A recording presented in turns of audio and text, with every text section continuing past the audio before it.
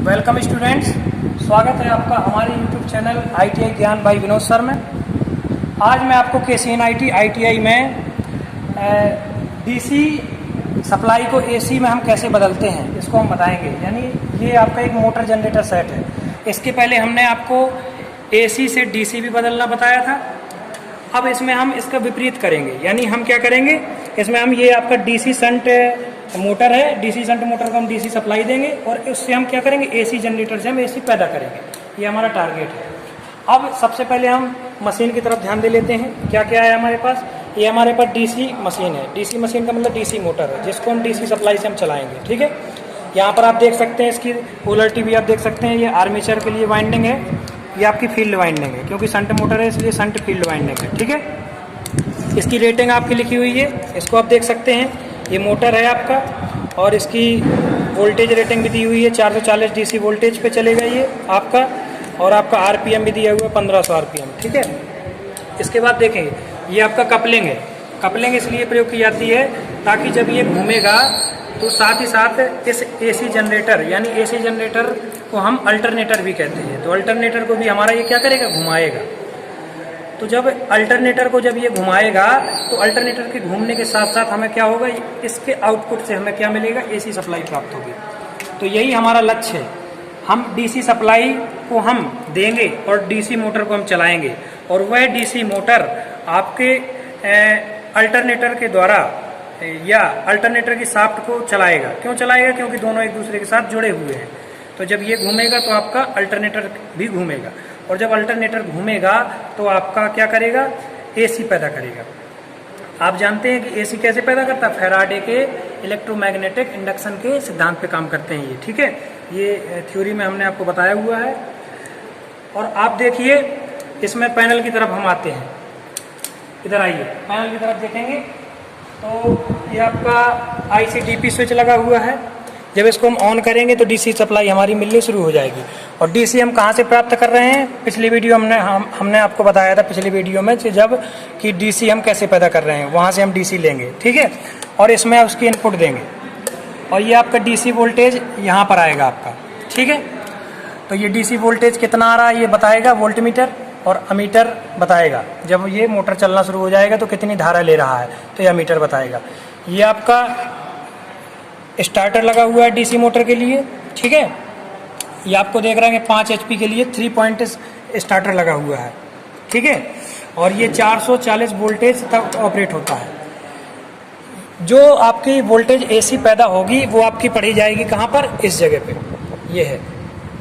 AC के लिए आपकी वोल्टेज ये पैदा होगी, कितनी फ्रिक्वेंसी पैदा हो रही है फ्रिक्वेंसी मीटर रीड करेगा, और कितनी अमीटर यानी कितना एम्पियर जो है आपका लोड ले रहा है आपका ये अमीटर बताएगा। ठीक है, आप यहाँ से भी आप इसको सेंस कर सकते हैं, लोड को RY भी लिखा हुआ है। ठीक है, और ये जो आपका एक पहिए जैसा दिख रहा है ये आपका ऑटो ट्रांसफार्मर है।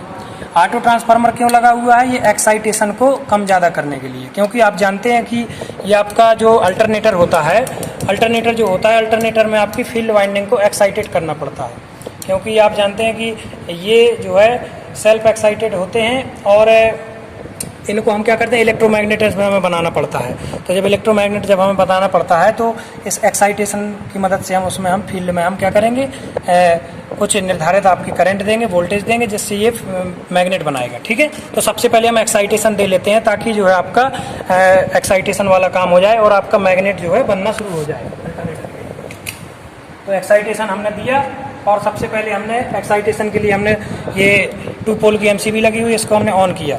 जैसे ही ऑन करेंगे तो देखिए एक्साइटेशन आपका मिलना चालू हो जाएगा। ये देखिए, अब एक्साइटेशन हम इसको हम बढ़ाएंगे कैसे, इसको हम ऑटो ट्रांसफार्मर की मदद से हम वोल्टेज को देखो इंक्रीज करेंगे। देखिए ये हम इसको इतना दिए दे रहे हैं, लगभग 200 वोल्टेज दिए दे रहे हैं एक्साइटेशन। अब ये हमारा एक्साइटेशन का काम पूरा हो गया, यानी एक्साइटेशन हमने इसकी फील्ड वाइंडिंग को दे दी। अब केवल हमें इसका रोटेशन देना है। रोटेशन कैसे मिलेगा, जब DC शंट मोटर आपका घूमेगा तो इसको ये घुमाएगा और ये पैदा करेगा आपका AC वोल्टेज। ठीक है, तो अब इसके लिए हम DC सप्लाई हम देते हैं। तो देखिए DC सप्लाई के लिए हम क्या करेंगे, हम DC आपका जनरेटर से हम आउटपुट इसमें ले रहे हैं, इनपुट, इसका आउटपुट इसके लिए इनपुट होगा। तो हम क्या करेंगे, सबसे पहले अपने DC पैनल को स्टार्ट कर दे रहे हैं। डीसी वोल्टेज आने लगा और यही वोल्टेज आपका इस पैनल के लिए हम यूज कर लेंगे। ठीक है, अब देखिए थोड़ा पास आइए, ये देखिए वोल्ट मीटर है, तो वोल्ट मीटर को हम चालू कर रहे हैं तो ये डीसी आना शुरू हो गई। अब डीसी कितना वोल्टेज आ रही है, 480 वोल्ट आ रही है। यही 480 वोल्ट हम इस स्टार्टर की मदद से हम क्या करेंगे, हम डीसी इसमें शंट मोटर में हम देंगे और ये चलने लगेगा। देखिए कैसे स्टार्ट करते हैं। सबसे पहले हम क्या करेंगे, धीमे धीमे हम इस हैंडल को चलाएंगे, ज़्यादा स्पीड से नहीं चलाएंगे नहीं तो स्पार्किंग होगी। एक एक पॉइंट पे धीमे धीमे चलाया जाता है, इसमें पॉइंट बने होते हैं। थोड़ा आके अंदर देखिए, इधर देखिए पॉइंट आपको दिख रहे होंगे। देखिए कैसे चलाएंगे, इधर देखिए जैसे ही हमने स्टार्ट किया आपकी स्टार्टिंग करंट लेना शुरू कर दिया।